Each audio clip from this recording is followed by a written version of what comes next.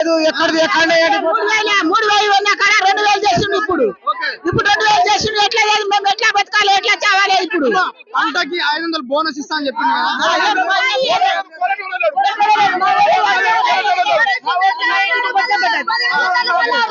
మళ్ళీ ఆడలకు 1,500 ఇస్తాను, 2,500 ఇస్తాను అన్నాడు. ఇచ్చిండ మాకు బస్ ఫిరి పెట్టిండు, మాకు పైసలు ఇవ్వలేదు. అదే మరి చేరంతాలు నిండిపోయినాయి. కేసీఆర్ మంచిగా కాలువలు విడిచిపెట్టిండు, మళ్ళా చీరలు ఇండి పెట్టిండు. ఇప్పుడు చీర లేదు, ఇప్పుడు చీర అంతా ఎండిపోయింది. ఉన్న పొలం అంతా సొన్న వడ్లేసింది, పొలం ధర లేకుండా అయింది. దొడ్డు వడ్లు అన్నాడు. 3,500 పంపించిన ఓట్లు 3,500 అమ్మింది పోయిన వానకాలం. ఇప్పుడు కోరేటోడక తినదు 2,200.